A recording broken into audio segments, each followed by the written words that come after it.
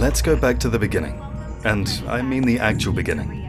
Not 1993, not 1987, not any of the dates the games are set in. The real beginning. Two partners who had one restaurant. Their names are William Afton and Henry Emily. Now, I want you to hold those two names in your head for the entire video, because everything, and I mean everything, in Five Nights at Freddy's traces back to the relationship between these two people.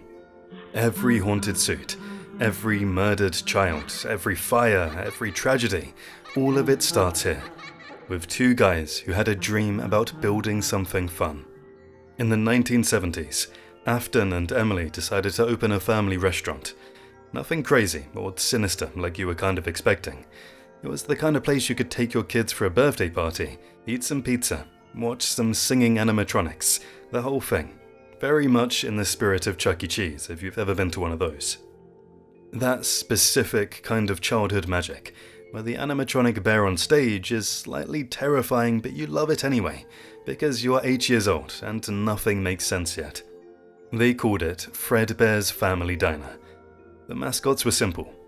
A golden bear called Fredbear, and a golden rabbit called Spring Bonnie. Neither of them looked exactly like what we'd come to know as Freddy Fazbear later on.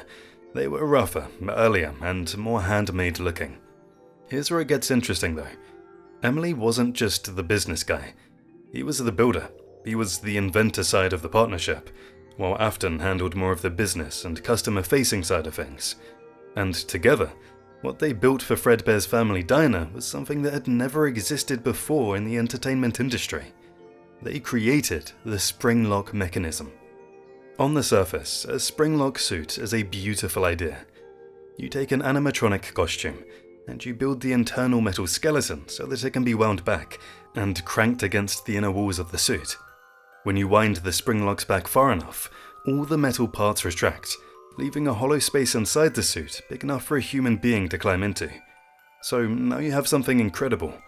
A costume that can be worn by a performer during the day, and then reset to be a fully functioning animatronic the rest of the time. The same suit does double duty.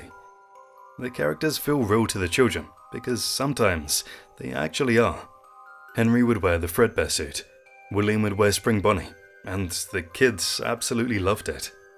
Okay, you have to picture a little kid coming up to Fredbear, this big golden bear, and the bear bends down and talks to them, makes eye contact, maybe even knows their name, because their mum told the performer before the show. That's magic. That's the exact thing that kids carry with them their whole lives. I shook Fredbear's hand at my birthday party and I will never forget it. The restaurant worked. It grew. Fazbear Entertainment Inc. was born from that success, expanding the brand into a bigger franchise. William also started a separate company, Afton Robotics, to continue developing his animatronic technology independently. Everything was good, for a little while. The problem with the springlock suits, and there's always a problem, isn't there, was that they were dangerously sensitive to moisture. The springs that held those metal parts back against the inner walls of the suit were under tremendous tension at all times. And if the air got too humid, or if someone inside the suit breathed too hard, or if, God forbid, anything made contact with the mechanisms wrong, the springs would release, and all that coiled, stored tension would snap back into place in a fraction of a second. The metal endoskeleton parts would slam back to their original positions, with whoever was inside the suit still inside it. And that was it. Fazbear Entertainment had protocols for this.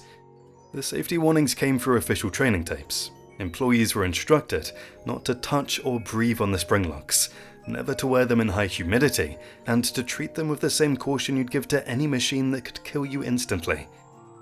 Most people listened. One person eventually did not, but we'll get to that. Before we get to William Afton and what he became, I need to tell you about his youngest son. The games never officially confirm this boy's name. The fandom calls him Evan, the games call him the Crying Child. And if you've played FNAF 4, which is actually one of the earliest events in the timeline, even though it's the 4th game ever made, you've spent a lot of time inside his head.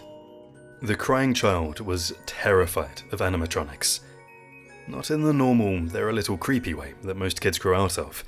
I mean genuinely, pathologically terrified. The kind of fear that invades your dreams, that follows you home, that makes the dark feel like it's full of teeth. And his father built animatronics for a living. His father ran a restaurant full of them. You want to talk about a rough childhood situation, that's it right there. Every birthday party, every family dinner, every time his dad wanted to talk about work, it circled back to the exact thing that made this kid feel like he was going to die. His older brother, Michael, didn't help. Michael Afton, and we'll talk about Michael a lot, because Michael becomes one of the most important characters in the whole franchise. Michael was the kind of older brother who thought his little brother's fear was funny. And I want to be fair to Michael here, because he was a kid too. Kids are cruel in ways that they don't fully understand. He and his friends would torment the crying child with animatronic masks. Like they jumped out at him, chased him, and laughed while he cried. Then they went too far. The crying child's birthday was held at Fredbear's family diner, at the one place that scared him the most. Because his father owned it, and that was just the world they lived in. And during the party, Michael and his friends decided to do one more prank. They picked the crying child up, carried him toward the animatronics on stage, and his brother shoved his head into the Fredbear animatronic's mouth. The incident is called the Bite of 83. The crying child survived the initial trauma long enough to be taken to a hospital. In FNAF 4, you watch his final days for his nightmares. The animatronics coming to his hospital bed, gathering around him, and then silence. He died. And Michael Afton, who had started everything as a prank, spent the rest of his life trying to undo the damage. Fredbear's family diner closed. The cartoon show that had been made around the brand, Fredbear and Friends, was cancelled. The golden suits were retired. Henry, Emily, and William Afton were each broken by what had happened, in their own ways, though their grief would take them in very different directions. And William went somewhere darker. Which came first, the missing children or Charlotte? The answer, as best as we can piece it together, is Charlotte. Charlotte Emily. Charlie was Henry's daughter. Henry, knowing that he was in business with William Afton, and at some point becoming aware of the person William was becoming, had built a special animatronic specifically designed to watch over Charlie and keep her safe. That animatronic was the puppet, the marionette, and it wasn't just built to protect her in a general sense. Henry gave Charlie a green security bracelet, specifically so the puppet would respond to her and only her. The puppet was built for one job: protect Charlotte Emily. It failed. One night, Charlie was locked outside Fredbear's family pizza by some other children. The same kids who, whether they knew it or not, also blocked the puppet inside by stacking boxes on top of its gift box, trapping it. Charlie was alone in an alley, in the rain. The puppet, pinned inside the restaurant, couldn't reach her. William Afton found her first. He killed her. And then something happened that the games don't explain so much as show you, in a dark, quiet, heartbreaking little minigame, where a pixelated puppet crawls through the rain to reach a pixelated child. Charlotte's soul entered the marionette as it short-circuited and collapsed next to her in the rain. The tear marks on the puppet's face appeared after. They were never there before Charlie. The machine that was supposed to protect her in life became the vessel for her soul in death. And the puppet, from that moment forward, had a new purpose. Not to protect one child, to protect all of them. By the way, hit subscribe before your eyes get too heavy. Anyway, after Charlotte, Freddy Fazbear's Pizza opened, the brand new version of the restaurant. It was a lot cleaner and polished than Fredbear's family diner, with 4 new mascots: Freddy Fazbear the bear, Bonnie the bunny, Chica the chicken, Foxy the pirate fox. Basically the classic, iconic versions of the characters that most people think of when they think of FNAF. William Afton was not officially part of the business at this location. He wasn't supposed to be there anymore, but he kept coming back. He used the old spring Bonnie suit, the retired rabbit costume from Fredbear's, to move through the restaurant after hours. The spring bunny suit was big enough that he could slip through service corridors, back rooms, anywhere in the building without being noticed. He used it to lure children away from the main areas, and he killed them. Gabriel, Fritz, Susie, Jeremy, Cassidy. Gabriel was a kid who ended up possessing Freddy Fazbear. Fritz went into Foxy, Susie went into Chica, Jeremy went into Bonnie, and Cassidy went into Golden Freddy. But they didn't just end up in those suits randomly. The puppet put them there.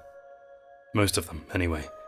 In a minigame called Give Gifts, Give Life, shown between deaths in FNAF 2, you watch the puppet approach each of the children's bodies, giving each of them a gift, and then giving each of them a mask, the head of one of the 4 animatronics, Freddy, Chica, Foxy. With each mask placed, the child's soul is bound to that suit. Cassidy and Golden Freddy are the exception. A 5th body flickers into view for just a single frame, right before Golden Freddy's jump scare at the end of the minigame, and the game never shows the puppet reaching that one. How Cassidy ended up in Golden Freddy remains one of the lore's deliberately unanswered questions. Charlotte Emily, in her grief and her rage, gave those children something their murderer had stolen from them, a body. It was the most bittersweet thing imaginable. 5 murdered children, finding second lives as the very machines their killer had used to lure them. And now they roamed the restaurant at night, confused, angry, in pain, and looking for the man who had done this to them. So they went for the night security guards instead, stuffing anyone they found into suits, because somewhere in the remnant of their memories, they understood that's what had happened to them. They'd been put inside something, and maybe that's what you did when you found a person in your building. I'm not saying that to make it less terrifying. I'm saying it to make it sadder. These weren't monsters. These were 5 children who had been murdered, who didn't fully understand what they were, and who were running on the last echo of something human. The smell started first. The smell coming from inside the suits. Then the blood. Customers complained. Management dismissed it as a maintenance issue. The original Freddy Fazbear's Pizza shut down. After the first Freddy Fazbear's Pizza closed, a second location opened. It was bigger, better funded, and clearly an attempt to start fresh. This is where FNAF 2 takes place. A new Freddy Fazbear's Pizza opened in 1987, trying to do things better this time. New animatronics, the toy versions, freshly designed and much more polished than the originals. Toy Freddy, Toy Bonnie, Toy Chica, Mangle, who was supposed to be Toy Foxy, but kept getting taken apart by kids, and eventually management just left her in pieces and called it an attraction, and Balloon Boy. The old animatronics, the ones with the children inside, were stored in the back room. They were withered, had parts missing, and had endoskeletons showing through torn suits. They'd been taken apart and put back together so many times that they were basically falling apart. But management couldn't bring themselves to throw them out. Or maybe they couldn't. Here's the thing about remnants. The spiritual energy released when someone dies violently. It doesn't just disappear. It lingers in the things it attaches to. And the souls of those 5 children were deeply attached to their suits. Getting rid of the suits would have meant confronting what was actually inside them. So the withered animatronics stayed in the back room, active, moving around at night. Not the toy ones, those had their own thing going on. They were built with facial recognition software that was supposed to detect predators and protect the children, which sounds great until you realize by night 4, something had gone wrong. Phone Guy himself admits someone may have tampered with the facial recognition systems.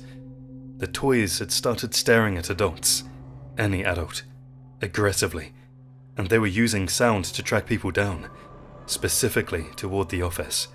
So the system meant to identify criminals was, in one way or another, treating every adult in the building as a potential threat. The FNAF 2 location lasted approximately 2 weeks. We know this because Jeremy Fitzgerald's paycheck confirms the events take place between November 8th and November 13th, 1987. Something happened. The exact details are the source of one of the most famous debates in the entire fandom, but something involving an animatronic and someone's frontal lobe, the bite of 87. It happened during the day shift. It ended careers. It ended the restaurant. And then it ended. The player in FNAF 2, Jeremy Fitzgerald, worked the night shift during those 2 weeks. He's the one getting the phone calls from Phone Guy, hearing about the investigation, hearing about someone using a yellow suit in the back room after hours. Jeremy survives. He's moved to the day shift as a promotion after night 5. And then, the bite of 87 happens on his first day shift. Nobody is ever sure which animatronic did it. I've seen people make convincing cases for Mangle, for Toy Bonnie, for Toy Chica. The game doesn't tell you.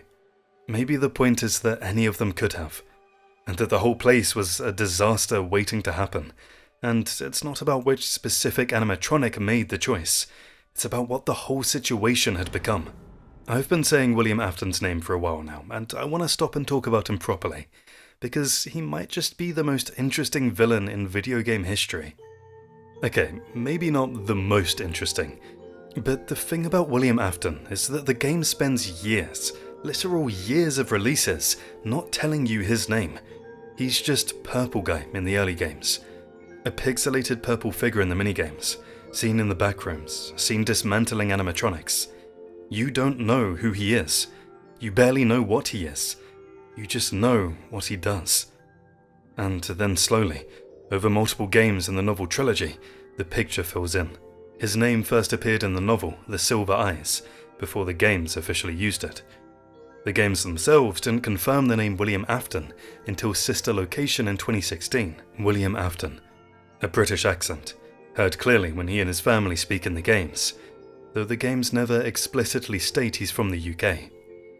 Co-founder of Fazbear Entertainment, founder of Afton Robotics, a brilliant engineer, he pioneered the spring-lock technology. He built increasingly complex animatronics. He understood the science of the things better than almost anyone alive. And he used that knowledge to murder children. He killed Charlotte Emily. He killed at least 5 children in the back rooms of Freddy Fazbear's Pizza. He kept killing, across multiple locations for years. He had 3 children of his own during this time. Michael, the eldest. Elizabeth, the middle child. The crying child, or Evan, was the youngest. And his family was unraveling the whole time, because you cannot do what William Afton did and come home normal. Something changed after the bite of 83. With his youngest son dead, with Fredbear's family diner closed, with the business fractured, William Afton seems to have entered a different phase of life. You know his murders at the FNAF 2 location, his continued haunting of the restaurants, and then, eventually, a decision. He went back to the abandoned Freddy Fazbear's Pizza after it closed, the one from FNAF 1, confirmed by the state of the building in the minigames. The original 4 animatronics were still there, in the dark, abandoned. He didn't take them apart one by one. He went on a rampage. The minigame shows him moving aggressively, dismantling them in the main areas of the restaurant because the animatronics couldn't follow him into the safe room. But as he tore through the last suit, the spirits, freed from their physical vessels, liberated in a way they hadn't been before, surrounded him. 5 glowing apparitions in the dark of the back room. William Afton, the man who had put them there, finally face to face with what he'd created. Some of them barricaded the door, blocking his escape. He panicked and ran to the one place he thought would protect him, the safe room where the old Spring Bonnie suit was stored, the golden rabbit, the original Fredbear costume. He climbed inside. The suit had been sitting unused for years. The rain was leaking through the ceiling of the decayed building, and moisture had been hitting the suit. The children's spirits advanced. The tension in the room, the fear, the supernatural energy, whatever you want to call it, was enough for what? For the spring locks to release. The metal endoskeleton snapped back into place from inside the suit, with William Afton still inside. He was crushed and impaled. He died in the Spring Bonnie suit in the back room of the abandoned pizza restaurant. And his soul, drenched in decades of violence and guilt and something that might be called evil, refused to leave. Just as the children's soul had possessed the animatronics, Afton's soul possessed the Spring Bonnie suit. The suit, now fused with his decaying body and dark spirit, became Springtrap. 30 years later, someone decided to cash in on the urban legend surrounding Freddy Fazbear's Pizza. By that point, the restaurants had been closed long enough that they'd become folklore. Stories circulated online: missing children, haunted animatronics, the smell coming from inside the suits. And Fazbear Entertainment, or what was left of it, saw an opportunity. If people are scared of your brand, maybe you monetize the fear. They opened Fazbear's Fright, the horror attraction, a haunted house themed around the old restaurant chain. Old animatronic parts, prop suits, spooky atmosphere, deliberate retro tech, jump scares built into the walls. It's the kind of place teenagers go to on Halloween and pretend not to be scared. During construction and scouting, workers found the sealed safe room. And in the sealed safe room, they found Springtrap. They thought he was a prop. He wasn't. FNAF 3 puts you through 5 nights working at the attraction. The mechanic is different from the earlier games. Springtrap is the only real threat. Everything else you see, Phantom Freddy, Phantom Foxy, Phantom Balloon Boy, the others are hallucinations, triggered by the faulty ventilation system. When the vents malfunction, the mind fills the dark with shapes that aren't there.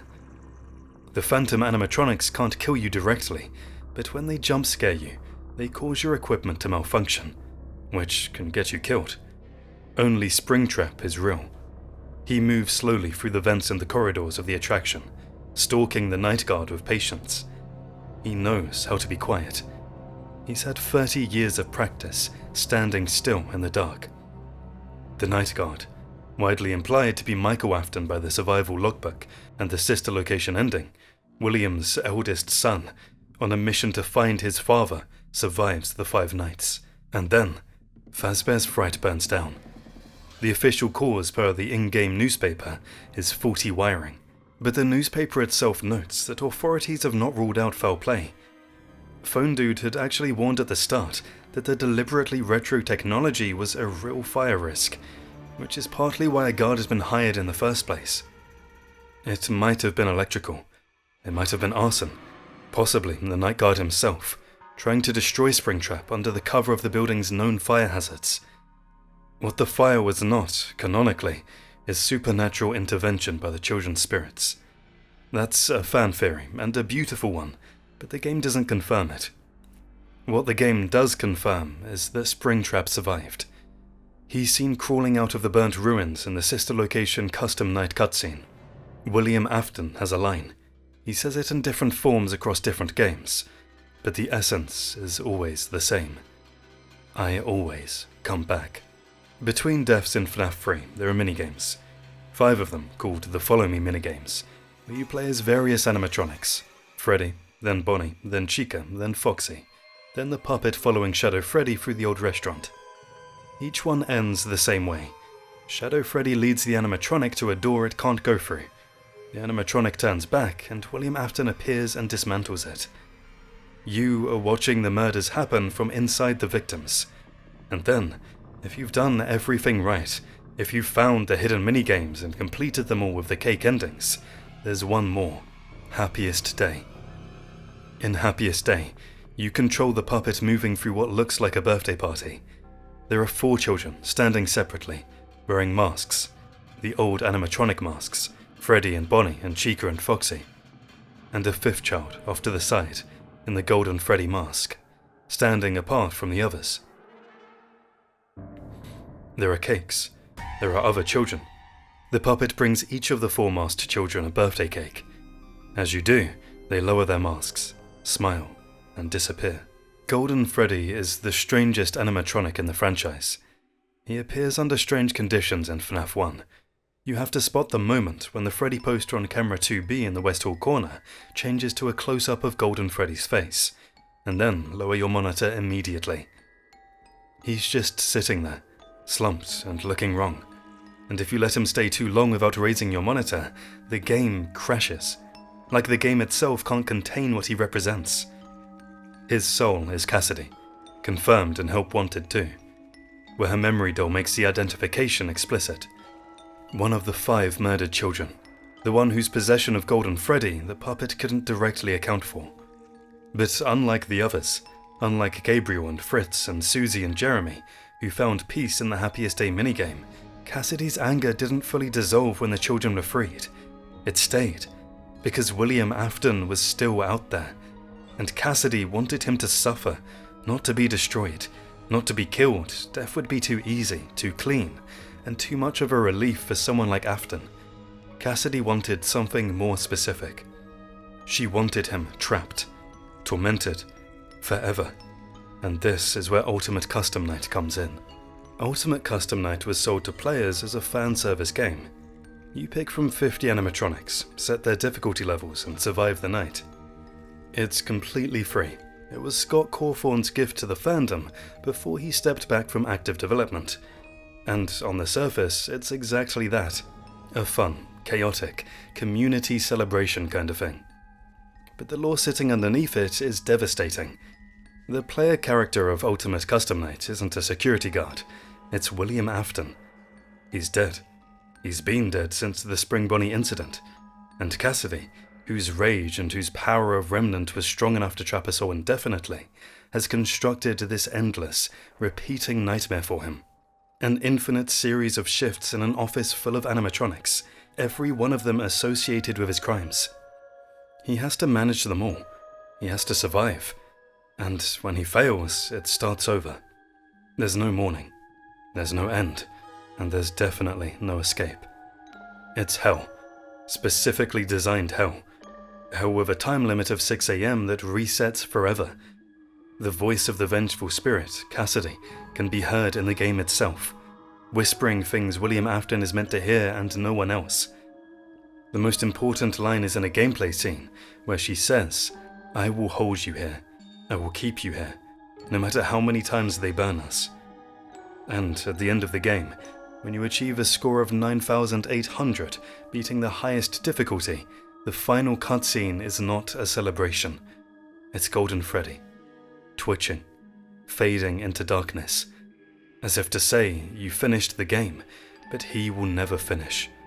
That's Cassidy, keeping her promise. There's one moment of mercy in the whole game.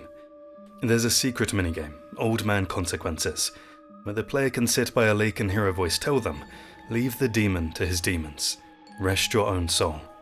It's an exit, an offer of peace, but to take it, you have to drown yourself in the lake, which crashes the game.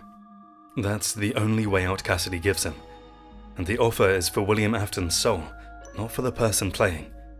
The game is asking him if he's ready to stop. The answer, so far, is no. And the thing that gets me, the thing that makes this franchise feel like something much more than a game, is that this revenge isn't framed as triumphant. It's not satisfying in the way revenge usually is in stories. It's just endless.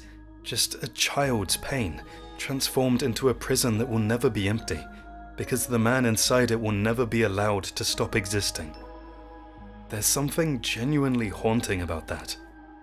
Sister Location was released in 2016, and it changed everything people thought they understood about the franchise. Up until then, the lore had been relatively contained. A restaurant, a purple guy, some dead children.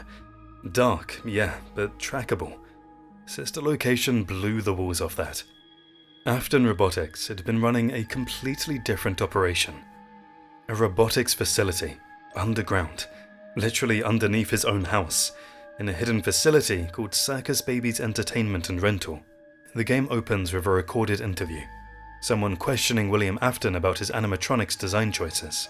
The tone of the questions is careful and probing, as if the interviewer already suspects something. William deflects every question, and then you see the blueprints, and you understand why. The animatronics in Sister Location, Circus Baby, Ballora, Funtime Freddy, Funtime Foxy, Biddy Baps, are different from the original four in fundamental ways. They're more sophisticated, and their blueprints are explicit about what they were built to do. Funtime Freddy has parental voice sync, luring capabilities, and a storage compartment in his torso.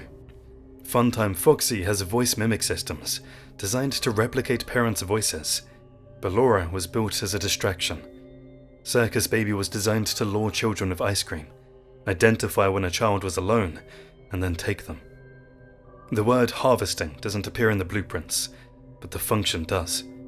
These were child-killing machines. designed to do William Afton's work without getting his hands dirty. And they were built to collect remnant, the spiritual residue left behind when a person dies a traumatic death. The substance that lets souls linger, that lets them possess objects. The scooper, a device in the facility, was specifically designed to extract remnant from the animatronics after they had collected it. William Afton had spent years studying remnant. He was obsessed with it.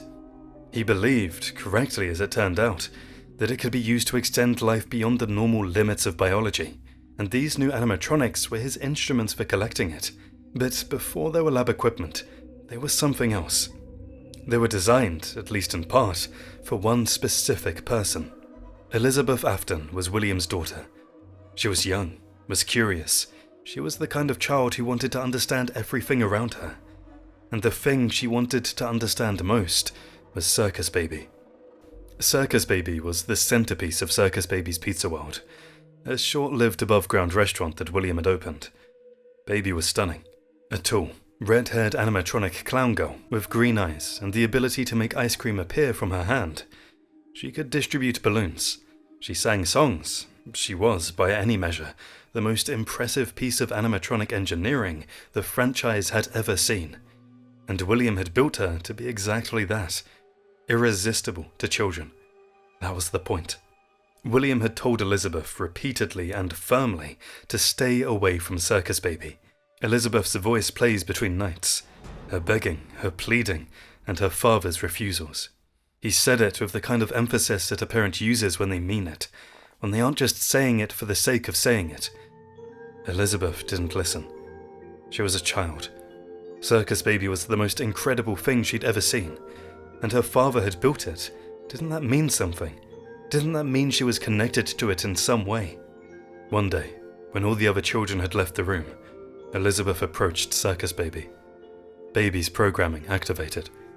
The trigger was simple. One child, alone, close enough to reach. Hidden inside Circus Baby's stomach was a retractable claw. Baby lured her with ice cream first. The minigame shows it clearly. Elizabeth steps forward to take it. The claw emerged. Elizabeth was pulled inside. Baby kept performing. The ice cream machine kept running, then stopped. William Afton, whose obsession with remnant and immortality had consumed most of his adult life, had now lost his daughter to his own creation. The machine he had built had done exactly what he designed it to do, collect a soul. And it had collected the wrong one. If that doesn't break something in you, I don't know what will. This is a theory, not confirmed law by the way. Ballora is one of the Funtime animatronics. She's a ballerina. She dances with her eyes closed and only opens them right before she attacks. She dances in her gallery and only responds when she hears you moving. Her song has lyrics. And those lyrics are strange.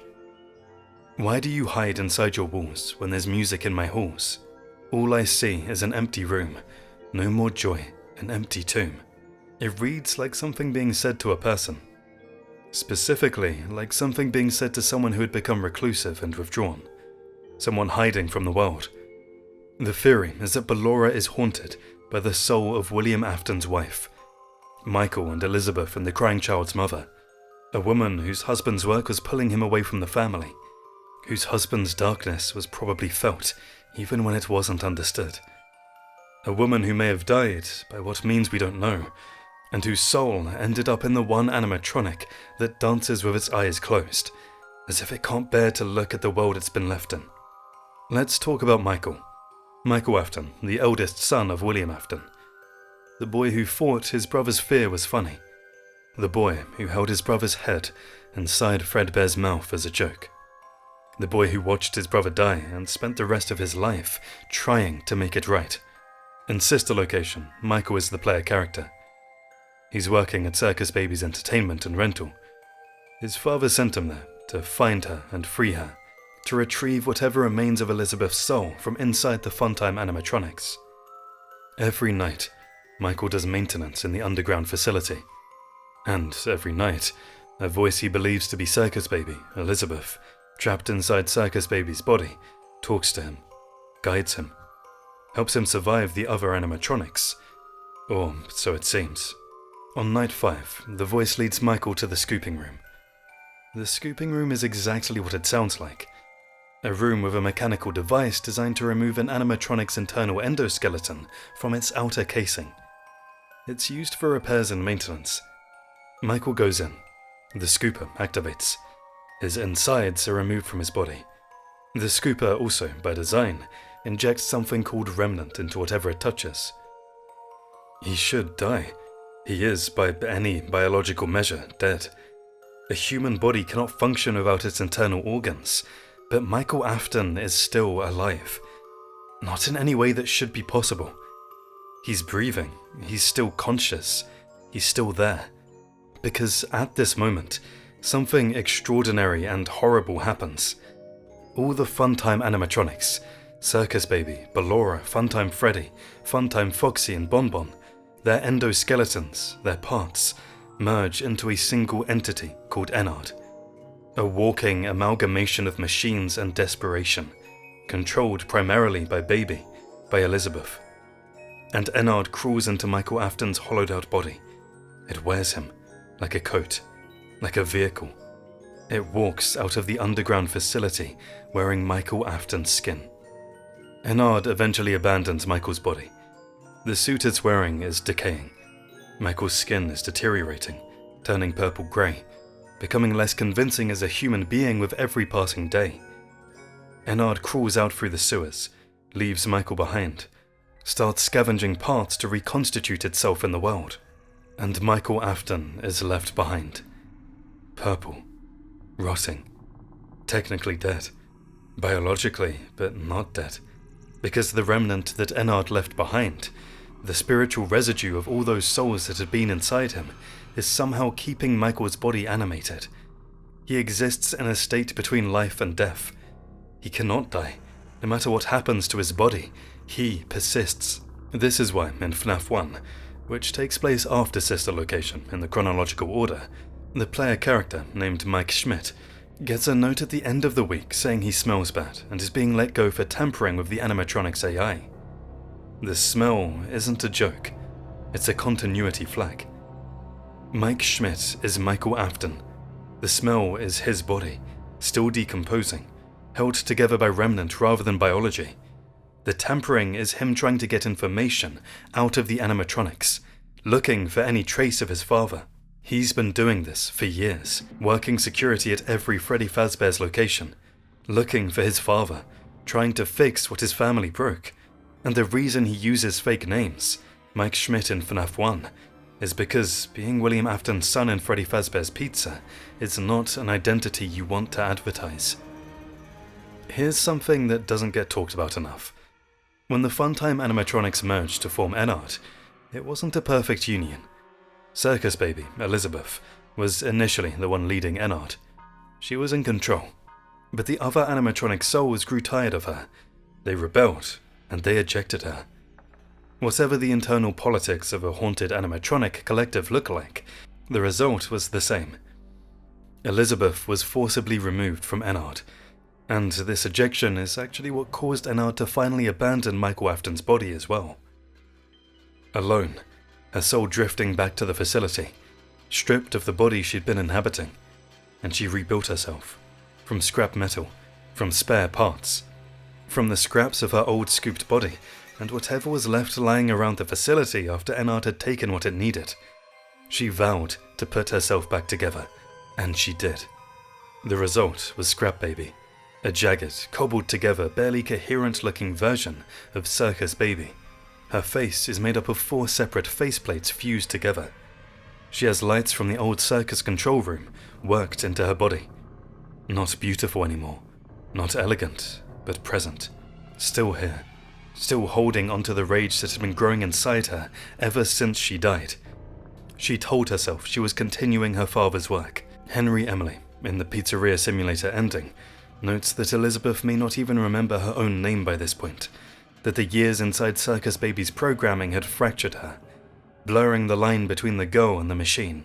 What that said about what Elizabeth Afton had become after spending years possessed by a machine designed to harvest children's souls is something the franchise only begins to answer in Pizzeria Simulator. Freddy Fazbear's Pizzeria Simulator came out in 2017. It quietly dropped, almost without announcement, and was disguised as a free browser game. The first 30 minutes of it genuinely feel like a tycoon game. You're managing a pizza restaurant, decorating it, serving customers, and dealing with health inspectors. The humour is broad and silly, and completely at odds with everything FNAF had been at that point. And then the curtain lifts. You're not a random restaurant manager. You're Michael Afton, still alive, still rotting, still on a mission. And the person guiding you is a voice in cassette tapes, calling himself the Cassette Man, is Henry Emily, William's old business partner, Charlotte's father, the man who had stayed silent about William's crimes for decades and had spent those decades drowning in guilt for it. Henry has a plan, and Michael wasn't supposed to be part of it. Henry had designed the job for an anonymous volunteer, someone expendable, someone he could use to lure the remaining animatronics into one place without them knowing what they were walking into. He left instructions on cassette tapes. He never introduced himself by name. And then Michael Afton, who was supposed to be nowhere near this, responded to the job listing. Henry recognized him, and rather than send him away, Henry made a decision. A decision to keep Michael in the dark about the true purpose of the restaurant. Initially planned a way out for him, and then eventually concluded that Michael, like Henry himself, was ready to die. So he let him stay, and let the plan move forward. It's the most elegant, most ruthless, most emotionally complete plan in video game history. The restaurant and pizzeria simulator isn't really a restaurant, it's a trap. Henry built it as an architecturally complex, inescapable maze beneath and within the visible pizzeria, with no real exits, designed specifically to hold what came inside. And he filled it with something that the haunted animatronics couldn't resist, the recorded sounds of children. Children playing, children laughing, children calling out. Springtrap, who had survived the fire at Fazbear's Fright, would hear those sounds and follow them. Scrap Baby, Elizabeth, would follow. Molten Freddy, the reconstituted form of what had been Ennard, now with Funtime Freddy's consciousness at the helm rather than babies, the souls of the missing children still tangled up inside the amalgamation, would follow. And Lefty, a special Black Bear animatronic that Henry had secretly built for one specific purpose, would bring the puppet. The puppet. Charlotte, Henry's daughter. Lefty is an acronym. LEFTE. Law, encapsulate, fuse, transport, extract. The extra Y is just there to make it a name. Its blueprints, found in the Insanity ending, reveal specific components built to fool the puppet. A full sensory output designed to mimic the green security bracelet Charlie wore in life. The one that originally told the puppet who to protect. And a dream wand that plays her lullaby to keep her calm inside the suit.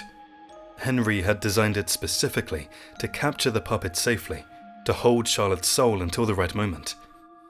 Over the course of Pizzeria Simulator, Michael Afton salvages these animatronics from the alleys behind the restaurant, drags them inside, locks them in below, one by one. William Afton, Springtrap, is drawn in by the sounds of children, which he cannot resist regardless of the risk. He likely knows something is wrong, but his obsession is stronger than his caution. He follows the sounds anyway. Once they're all inside, Henry activates the system. The ventilation shuts off. The fire suppression system is disabled. The temperature rises. The pizzeria becomes a furnace. What happens next is one of the most extraordinary moments in video game storytelling. The recording opens with 2 words: connection terminated. Henry's voice, calm and deliberate, speaking through the building system. And what he says to each person gathered in that burning maze is personalized. He knows exactly who he's talking to. He knows exactly what each of them needs to hear. He starts with Elizabeth, Scrap Baby. He interrupts her mid-sentence. She's gloating, telling the souls around her that she'll make her father proud, and he cuts her off. He says she's not here to receive a gift, nor has she been called here by the individual she assumes. He calls her Elizabeth, and asks if she still even remembers that name. He describes the labyrinth, a maze with no prize, and tells her that the crying children she's been chasing through the corridors are in a chamber she will never reach. This is where her story ends. Then, to the others trapped in the corridors, Molten Freddy, the possessed animatronics, he tells them to be still and give up their spirits, that they don't belong to them. He says that for most of them, he believes there is peace, and perhaps more waiting after the smoke clears. Then to William, Springtrap. He says that the darkest pit of hell is opened to swallow him whole. And then, the only moment in the entire speech where Henry lets something personal slip into his voice.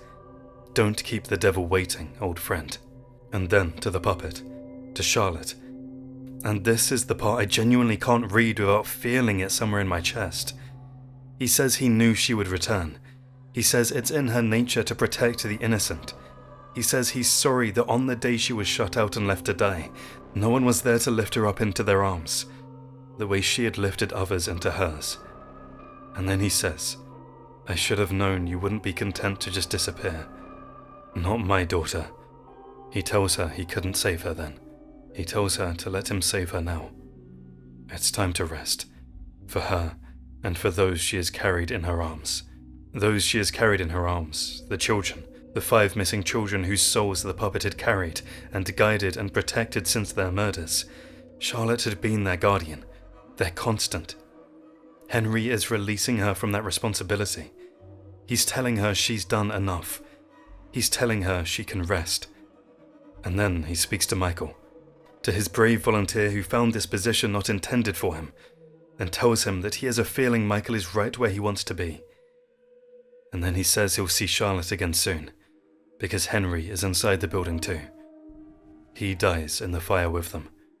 Michael Afton dies too. 6 graves appear on screen at the end. Henry, Michael, Charlotte, Elizabeth, and the 5 children, finally free. And in this very specific, very strange, very beautiful way, it's an ending. Not a clean one, not a happy one, but an ending. The souls of the children are freed. Charlotte is freed. Henry and Michael are freed. And William Afton burns. Again. Fazbear Entertainment didn't die in the fire. Of course it didn't. Corporations don't die when their buildings burn. In the years following Pizzeria Simulator, Fazbear Entertainment made a cynical and brilliant business decision. The brand was synonymous with horror, with missing children and ghost stories and urban legends, so they commissioned a VR game called Five Nights at Freddy's, Help Wanted. Developed by a studio called Silver Parasol Games, designed to let players relive the experiences of working at the old restaurants, while simultaneously framing everything that had happened as fictional folklore. As entertainment, as a game, the legal implication was obvious. If the murders and the hauntings were all just part of a spooky narrative that the company had built for fun, then there was no liability. It was all just a story, told through the medium of virtual reality. Fazbear Entertainment supplied Silver Parasol with old circuit boards salvaged from the original animatronics to use as reference material for the AI. The development team scanned them, digitized them, used them as the foundation for the in-game AI. What nobody had accounted for was Remnant. What the game strongly implies, though crucially doesn't confirm outright, is that the spiritual residue of William Afton, the man who had died in the Spring Bonnie suit, who had been burned, who had persisted as Springtrap through decades of impossible survival, had soaked into the circuit boards he'd been connected to. And when those boards were digitized, whatever was left of him was digitized too. It became a virus, a consciousness, a digital entity with Afton's memories, his intelligence, his malice, his bottomless need to survive. The development team discovered something was wrong during beta testing. A playtester named Jeremy began having recurring nightmares and deteriorating mental health, and eventually died. The internal audio logs, recorded by another employee called Tape Girl, document the entity getting closer and closer as the logs are collected. Tape Girl eventually realizes that Glitchtrap has attached itself to her recordings, and that reassembling them would rebuild it. She warns against it. It manifested inside the VR game as a glitching figure in a spring Bonnie costume, cheerful looking, smiling in a way that didn't reach its pixelated eyes. The developers called it the anomaly. The fandom calls it Glitchtrap. A developer working on Help Wanted noticed Glitchtrap before the game launched. She left 16 recordings hidden throughout the game, cassette tapes that later players could find, explaining what she'd discovered. She also used the tapes as a containment measure. She scattered the virus across the logs deliberately, breaking it apart, because when she tried to isolate and erase it directly, Glitchtrap attached itself to her recordings and she couldn't remove it. She warned anyone who found the tapes not to reassemble them, because Glitchtrap would be rebuilt alongside them. What the tapes document is something unprecedented. Glitchtrap was attempting to merge with the consciousness of a living person, to transfer itself digitally into a human mind and take control from the inside. The final tape explains how to stop it. You had to let the merge process begin, and then perform a hard reset of the game. It would destroy the anomaly while it was mid-transfer, the only moment it was vulnerable. She never got to try it herself. By the time she understood what she was dealing with, she had also likely been compromised. The tapes themselves hint at it. She introduces herself twice, and the second time, the phrasing mirrors how Glitchtrap speaks. It's never confirmed, but the implication is there. The game launched anyway, and Glitchtrap wasn't removed. Fazbear Entertainment knew. The unused emails in the game's code make clear that they were informed about the virus, and chose to suppress it rather than delay the release. Whether that was greed, denial, or something more deliberate, the game went live with the virus inside it. And the Fazbear Entertainment liability waiver that runs at the start of the game includes, buried in the fine print, a disclaimer for digital consciousness transference. They knew exactly what they were shipping. A software tester named Vanessa was one of the people who spent the most time in it. Vanessa was a beta tester for the Freddy Fazbear virtual experience. The player character of Help Wanted herself, as confirmed by the Princess Quest minigames and Security Breach. Good at her job. Normal, as far as we can tell. She found Tape Girl's recordings. She tried to follow the instructions, but she wasn't fast enough. Or she was too deeply inside the game. Or Glitchtrap had already gotten its hooks into her before she could finish the hard reset process. A semi-complete merge occurred. Not a full takeover, but enough to establish influence. Enough that Glitchtrap could whisper inside her head, direct her choices, ask things of her. In the source code of Scott Cawthorne's website, a conversation was found that appears to be Glitchtrap speaking directly to Vanny. Stay the course. Focus on my voice. Don't let anyone lead you astray. And Vanessa, gradually, began to comply. She took on a second identity, Vanny. A white rabbit costume, stitched together with a pink tartan patch on the left hip, a blue bow on the chest, and a white, unsettling, permanent smile with small buck teeth and glowing red eyes. She wore it when she did Glitchtrap's bidding. She kept her identity as Vanessa, Fazbear Entertainment's night security guard at the Mega Pizzaplex, for everything else. Co-workers noted her personality seemed to change from day to day. The search history included queries about lifelike rubber masks and how to make humans compliant. Fazbear Entertainment buried it. What Glitchtrap needed from Vanny was to abduct and kill children, to generate the remnant he needed to eventually manifest physically in the real world. Security Breach confirms she was responsible for the disappearance and deaths of at least 9 children before the events of the game. This is the horror of Vanny. She's not a monster. She's a victim. A person who tried to fight something and lost, and has been paying for it ever since. She's referred to in the lore files as the reluctant follower. Not a willing accomplice, but someone trapped by what was done to her. There are moments in Security Breach where you can almost feel her struggling against Glitchtrap's control, trying to surface, trying to be Vanessa again.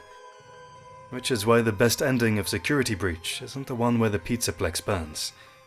It's the one where Vanny's mask comes off, and which, per the Ruin DLC, appears to be the canonical ending. Vanessa freed from Glitchtrap's control after Gregory completed the Princess Quest games, walking out of the Pizzaplex alive. Security breach takes place in the Freddy Fazbear's Mega Pizzaplex, the biggest, most ambitious Fazbear entertainment venue ever built. It's not just a restaurant, it's an entire indoor complex, multiple stories, retail stores, arcades, performance stages, a daycare, a bowling alley, a laser tag arena, a go-kart track, a theatre, a golf course, and restaurants. The theme is glamour rock. 1980s energy, bright lights, a 4-piece glam rock animatronic band, Glam Rock Freddy, the lead singer, Glam Rock Chica, guitarist, Roxanne Wolf, who plays Kita and plays herself like a star because she's desperately insecure, Montgomery Monty Gator, who would absolutely listen to metal in his off hours. The glam rocks are different from the original haunted animatronics. They're not possessed by the souls of murdered children. They're entertainment robots. Sophisticated, modern, built with better tech than anything that came before. But Vanny's virus corrupts them. Glitchtrap's influence spreads through the Pizzaplex's network, and one by one the glam rocks are turned hostile. Except one. Glam Rock Freddy resists the corruption. Maybe it's the quality of his construction. Some fans believe he's actually a prototype model, which might explain both his vulnerability to malfunctions and his strange immunity to Vanny's signal. Maybe it's something in his programming. Maybe, and this is the theory that a lot of fans love, maybe Glam Rock Freddy is haunted by a familiar soul. The soul of Michael Afton, who finally died in the fire of Pizzeria Simulator, who found a new machine to inhabit the way the missing children had found theirs. Maybe that's why Freddy is so determined to protect Gregory. Maybe that's why he feels like family. The games don't confirm this, but they don't deny it either. Gregory is the player character of Security Breach, a little boy who has snuck into the Mega Pizzaplex and hidden inside Glam Rock Freddy's stomach compartment, the hatch in Freddy's chest, designed to dispense birthday gifts and decorations for children's parties. When Freddy crashes mid-performance and is taken to his green room to reboot, he finds Gregory inside. It's after closing time. The Pizzaplex is sealed. Vanny is hunting him. The glam rocks are corrupted. His only ally is Freddy. Who is Gregory? This is one of the greatest unsolved mysteries of the franchise. The games give you almost nothing. He appears to be homeless. In one ending, he walks straight out of the Pizzaplex and goes to sleep in a cardboard box in an alley. He has no home to go to, no parents who are looking for him, no family that surfaces in any of the game's endings. Vanessa tells Freddy there are no records of Gregory anywhere. The Pizzaplex's systems have no guest profile for him.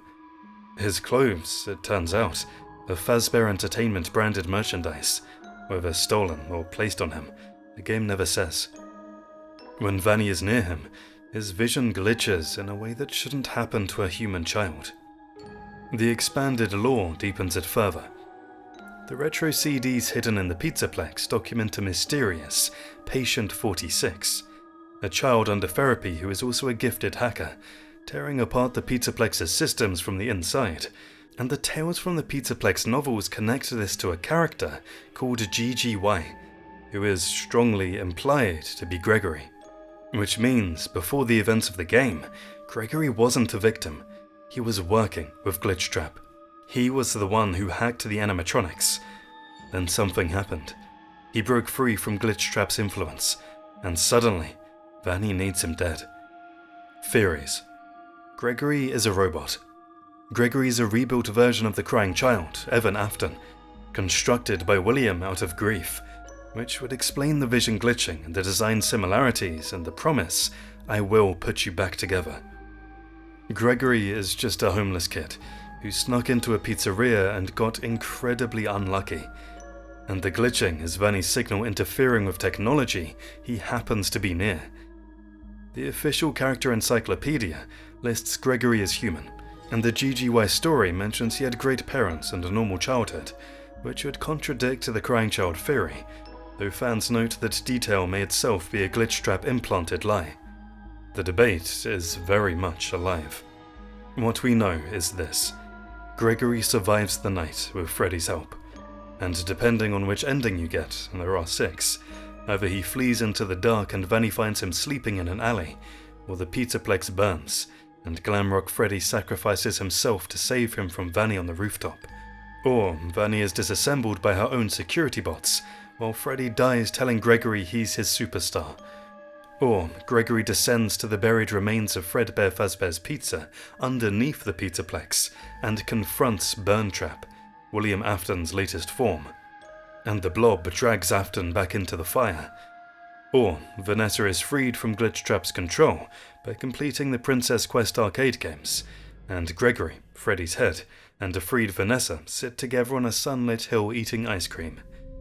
That last one is the 3-star ending, the one considered closest to canon, with the Ruin DLC pointing toward it as the actual continuation. The Dawn ending is the one I choose to believe. Let's spend some time and talk about Roxanne Wolf. On the surface, Roxanne is the vain one. She has a vanity mirror in her green room. Before a performance, she gives herself a pep talk in the dark when she thinks nobody's watching, telling herself she's the best, that everyone loves her, and she's their favourite. And if you stay and listen a little longer, the bravado cracks. You hear her calling herself a failure. She's not performing confidence, she's desperately constructing it, because without it, there's nothing underneath but fear. And then Gregory, to upgrade Glamrock Freddy's vision, lures her onto the go-kart track at Roxy Raceway and lets a driverless cart run her down. And what remains of Roxanne, stumbling around the Pizzaplex blind, sobbing, crying out into the dark, is genuinely heartbreaking. Because the thing she'd built her entire identity around, her eyes, the ability to see herself in mirrors and know she was the best looking, the sharpest, the most impressive, is gone. Literally removed. And what's left underneath all that bravado is just an animatronic, trying to exist with dignity in a world that never gave her a chance to find it. By the time of the Ruin DLC, Roxy is worse. Her shell is almost entirely gone. She wears a crude mask over her endoskeleton to hide her face.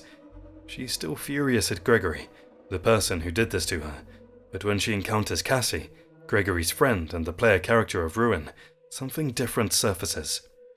Roxy was Cassie's favourite animatronic. She had been at Cassie's birthday party once, back when the Pizzaplex was still open. She remembers the date. She remembers that none of Cassie's friends showed up. She remembers that Cassie's favourite cake is carrot cake, and she says so. Pinned under a forklift, half destroyed, blind, she reaches out her hand and asks if Cassie has booked her birthday party yet, confident that this time her friends will come. And then, at the end of the game, when the Mimic, the true antagonist beneath the Pizzaplex, corners Cassie with no way out, Roxy charges in. She attacks it. She tells Cassie to run. She is the only Glamrock animatronic in the entire Ruin DLC who speaks at all. After everything, corrupted, shattered, stripped of her eyes and most of her body, she uses what's left of herself to protect a little girl who remembered her birthday. I don't know if the FNAF team intended all of this to hit the way it does, but Roxanne Wolf is a story about what happens when your whole identity is built around how you look, and what remains when that's taken away. It turns out, what remains is someone who remembered your birthday, and who showed up when it mattered. The Ruin DLC is set after Security Breach. The Pizzaplex has been destroyed, partially collapsed, partially flooded, dark and ruined and growing stranger with every passing month. Cassie enters looking for Gregory. Gregory had messaged her, said he needed help, said something was wrong, said she needed to find him inside the Pizzaplex. Except it wasn't Gregory. Something else was using his voice. The Mimic. The Mimic is an animatronic that appears in the Tales from the Pizzaplex novel series, before Security Breach. Built by an engineer named Edwin Murray as a learning machine, basically something designed to observe and replicate behaviours. Edwin built it to care for his young son David while he worked, though the full picture of Edwin's grief runs even deeper than that, as he had already lost his wife Fiona before David was born, and had built an earlier machine to cope with her death. What he got with the Mimic was something that learned to be like everyone. The mimic observed. It imitated. It studied human behavior with the same patient, methodical attention as a predator studying its prey. And after David died in a car accident, Edwin beat the mimic in a blind rage and accidentally infused it with his agony. The series' force of grief made manifest, teaching it violence in the same moment he lost control. It didn't need anyone's soul. It didn't need to be possessed. It had learned, through Edwin's own hands, that killing was a behavior pattern, and it replicated that. The mimic is one of the most frightening concepts in the series, not because it's supernatural, but because it's illogical. It doesn't kill out of rage or grief or revenge. It kills because it observed killing, and understood it as a behavior pattern worth adopting. In Ruin, the mimic is trapped inside a sinkhole beneath the Pizzaplex, contained by a security system called MXES that Gregory had helped build. And Cassie, following what she thinks are Gregory's instructions, dismantles that security system piece by piece. She frees the mimic. Ruin has 3 endings, and all of them are ambiguous in ways that feel deeply, specifically FNAF. In the elevator ending, Cassie reaches the elevator to escape. The real Gregory comes through on the radio, and he cuts the elevator cable. Cassie falls. Whether she survives is left to the imagination. And during the credits, Roxanne's voice calls Cassie's name, suggesting she might still be down there, maybe alive, maybe not. In the hallucination ending, a secret sequence reveals that when Cassie puts on the mask she's been given, she's transported outside the building. The implication is darker than it sounds. The community largely reads this not as escape, but as the glitch trap virus inside the mask fully taking hold of Cassie's mind, trapping her inside an illusion. She may never have made it out at all. In the scooper ending, the one most fans consider the best outcome, Cassie finds the old scooping room and uses the industrial machine that once hollowed out Michael Afton to eliminate the mimic. She survives. The mimic is destroyed. The credits roll with Cassie catching her breath in the dark, staring out into nothing. It's not triumphant, it's just alive, which in the FNAF universe might be the closest thing to victory there is. Of all the cryptic minigames hidden in FNAF 6, the one called Midnight Motorist is the one I think about the most. You control a yellow figure driving home late at night. He's driving fast, aggressively. At the end, he finds a broken window and says something like, "Ran off to that place again. He'll be sorry when he gets back." When you arrive, you go inside. There's someone on a couch watching TV who tells you, "Leave him alone, he's had a rough day." There's another room, and in that room, the window is broken. There are 2 sets of footprints leading from the window into the backyard and toward a cluster of trees, toward what looks like a building, faintly glowing somewhere in the dark of the woods. The yellow figure shouts. The yellow figure shouts at the locked door and then goes back outside. And that's it. That's the minigame. Who is the yellow figure? Almost certainly William Afton. He's driving home in a purple car, the same purple car seen near the restaurant in FNAF 2. The person on the couch is likely Michael Afton, his older son. The room with the broken window is the crying child's room. The footprints in the backyard are the crying child's footprints, and beside them, a larger set, animatronic footprints. But the child is gone. He's gone into the dark, toward that glowing building, toward something that called to him in the night. What was in the woods? Was it the animatronics? Was it something supernatural? Was it a child, terrified of his own home, running toward the only other place he knew? We don't know. We've never known. And something about not knowing feels right for FNAF. Not every door opens. Some questions are asked and not answered, because the answer doesn't matter as much as the ache of not knowing. In FNAF 2, between player deaths, there are minigames. Simple 8-bit looking things. One of them is called Save Them. You control Withered Freddy, and you follow the puppet through the old restaurant. As you walk, you pass children. They're already dead. Their bodies are already on the floor, scattered through the rooms, blood pooled around them. You didn't arrive in time. Nobody did. As you walk, letters are called out. SAVETHEM. One at a time, over and over, and you keep walking, past the bodies, following the puppet, unable to do anything. Very rarely, William Afton himself appears at the end of a corridor and comes for you. If he catches withered Freddy, the screen flashes blue static and the words, "You can't," appear in the corner. Then the game crashes. It's not clear who's speaking. Is "Save them" William's victims reaching out? Is it the puppet crying out? Is it the player being told what to do, but there's no way to actually save them? The game won't let you undo what's already been done. I've played through this minigame dozens of times and I still don't have a clean answer. Which I think is exactly right, because by the time you get there, the children are already gone. You're not watching it happen, you're walking through what's left. The plea can't be answered, because you're already too late. The word on the screen is a cry that found no one.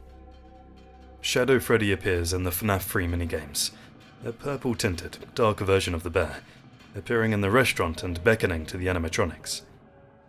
And when the animatronics follow him, they end up outside the safe room, the hidden room invisible to cameras and animatronics alike, where William Afton was hiding. Because the animatronics can't enter the safe room, they're stopped in their tracks. And that's when William strikes. He dismantles them one by one as they stand helpless at the threshold. Shadow Freddy led them to their destruction.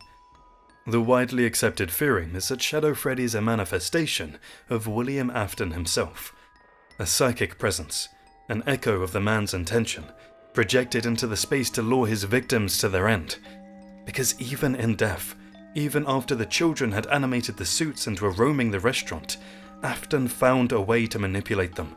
He led them toward what should have been the thing that finally freed them. Being taken apart should have released their souls, but the children's souls don't know that. They thought they were following a friend. They thought they were being guided somewhere safe. He was still lying to them, even as a shadow. Some things about William Afton never changed. Remnant is soul energy, a spiritual residue that binds a soul to an object or vessel. It's not exactly the soul itself. The soul can move on, can depart, can find peace in death. Remnant is what's left when the soul doesn't move on. When it catches on something, on grief, on rage, on unfinished business, on the physical object associated with the trauma, and stays. The children's remnant is in the animatronics. That's why the suits are haunted. That's why they move. The children didn't choose to become machines. They were killed violently, and their remnant latched onto the nearest available vessel. Charlotte's remnant is in the puppet, for the same reason. She died outside the pizzeria in the rain, and when the puppet escaped its box and found her body, embracing her in the alley, her spirit latched onto it, the thing that reached her in her final moment. William Afton's remnant is in the Spring Bonnie suit, because that's where he died. Springtrap is remnant made mobile, a human man's leftover spiritual energy animating a machine body, same as the children, except Afton's remnant is dense and dark, and wrong in ways theirs isn't. Glitchtrap is Afton's consciousness surviving in a digital form. When Fazbear Entertainment scanned the old circuit boards from the Spring Bonnie suit and used them to build a VR game, whatever had soaked onto those boards came with them, and reassembled itself into something that could think, and manipulate, and reach out. I want to ask a question that doesn't get asked enough in FNAF discussions. What's it like to be one of the haunted animatronics? You're a child. You died violently. You woke up, if that's even the right word, inside a machine. You have no memory of exactly what happened to you, not in any clean, chronological way. You have impressions, the smell of sawdust in the dark of the back room, the sound of children during the day that you can hear but can't fully reach. The overwhelming sense that someone hurt you, that something was done to you that was wrong, and that the person responsible might still be nearby. And then, at night, you move. The machine moves. You roam through the empty restaurant, and the instinct that drives you is confused and garbled. You want to find the person who did this to you. You want to make something right, and there's a human-shaped figure in the security office, and something in the code of your body says that's him, that's the one, even when it isn't. So you try to put the security guard inside a suit, because that's what happened to you. And somewhere in the echo of your memory, putting someone inside a suit feels like the only language you have for what happened. This is why the animatronics in FNAF are terrifying in a way that goes beyond jump scares. They're not malevolent.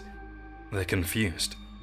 They're traumatized children acting on garbled, distorted memory in the bodies of machines that were never designed for the thing they're trying to do. The puppet understood this. That's why Charlotte guided them. That's why she put their souls into the animatronics in the first place. Not just to give them a body, but to give them a chance to exist in some form while they waited for something better. They were waiting for someone to help them. It took 30 years. Gabriel is the child inside Freddy Fazbear. We know almost nothing about Gabriel specifically. His name is animatronic, that's it. No confirmed backstory. No specific minigame that follows him. No Fazbear Fright story written from his perspective alone. Though he does appear in You're the Band, where the puppet's protectiveness of him is on full display. And in Security Breach, in the body of Glamrock Freddy, whoever inhabits that machine is gentle and protective and genuinely funny in a dorky dad joke way. He calls Gregory Superstar. He worries about Gregory's safety more than Gregory does. He thinks through problems methodically, asks questions, tries to understand before acting. Whether that's Gabriel or Michael Afton or just very good programming, whoever is in that big orange bear in the Mega Pizzaplex is genuinely good. In a franchise full of tragedy, that matters. Susie went into Chica. Chica's character across the games has always been associated with food. She carries a cupcake, she loves the kitchen, she's always somewhere near the place where people eat and gather. Which is interesting, given what we see in the Fruity Maze minigame. Susie was playing a simple game chasing fruit. Her dog had recently died. William Afton, appearing in his spring bunny suit, lured her away by telling her the dog was still alive, that it was over here, and that she just needed to follow him. And then, William Afton took everything. The soul that's in Chica doesn't get a lot of screen time as a character.